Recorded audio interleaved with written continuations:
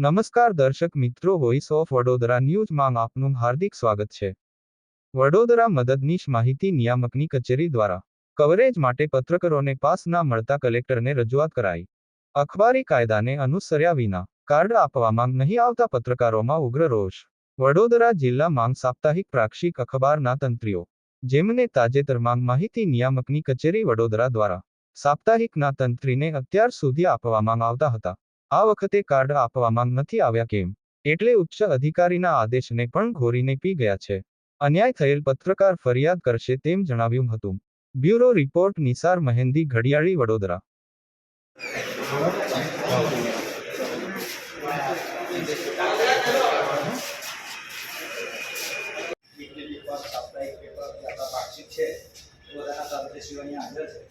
માહિતી ખાતા તરફથી સાહેબ માત્ર ગણ્યા ગાંઠા લોકોને આઈ કાર્ડ ઇસ્યુ કરવામાં આવે કવરેજના, એની ખાસ અમારી રજૂઆત છે।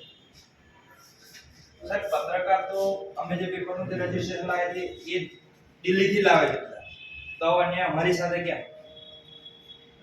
દર વખતે એવું થાય છે, દર વખતે આ ઇસ્યુ અમારે ઊભો થાય જ છે। સર, જ્યારે મોટા અધિકારીઓ આવે છે ત્યારે પણ અમને કંઈક એમની જાણકારી કે માહિતી આપતા નથી। લિંક પણ ભરેલી છે, છતાં માત્ર ગણ્યા ગાંઠા જ આપવામાં આવે છે। એ લોકો કન્ડિશન નથી દર્શાવતા, એ લોકો એવું કહે છે કે ઉપરથી છે, પણ ઉપરથી કશું નહીં સાહેબ, અમને ખબર છે જે લોકો ઇરેગ્યુલર છે, જે લોકોનો નથી, એ લોકોને ત્યાં આગળ આઈ કાર્ડ ઇસ્યુ થયેલા હોય છે। અમે જ્યારે અમારા પેપરો જ્યારે માહિતી ખાતાને કન્ટિન્યુઅસ પહોંચતા હોય છે, કલેક્ટર કચેરીમાં આવતા હોય છે।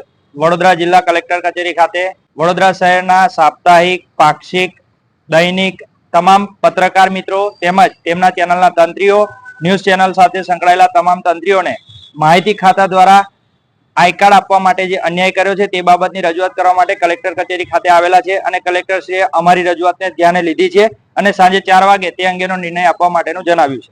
રોજ અમે કલેક્ટર કચેરીએ ન્યૂઝપેપરના તંત્રીશ્રીઓ, માલિકશ્રીઓ એક રજૂઆત લઈને આવ્યા છે। આવેદનપત્ર આપવામાં આવ્યું છે કે દર વખતે વિધાનસભા, લોકસભાની ચૂંટણી આવે છે કે કોઈ રાજકીય નેતા આવે છે ત્યારે અમને કોઈ જાતનો પાસ આપવામાં આવતું નથી અને દર વખતે માહિતી ખાતા દ્વારા અમને માલિકોને, પેપર માલિકોને આવી રીતે કોઈ જાતનું આઈ કાર્ડ ઇસ્યુ કરવામાં આવતું નથી। દર વખતે અમારી સાથે આવું અન્યાય કરવામાં આવી રહ્યું છે।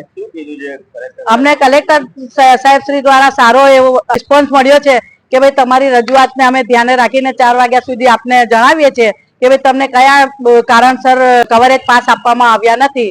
હવે 4 વાગ્યા પછી ખબર પડશે કે ભાઈ સાહેબ શ્રી એ કેટલું કાર્ય કર્યું।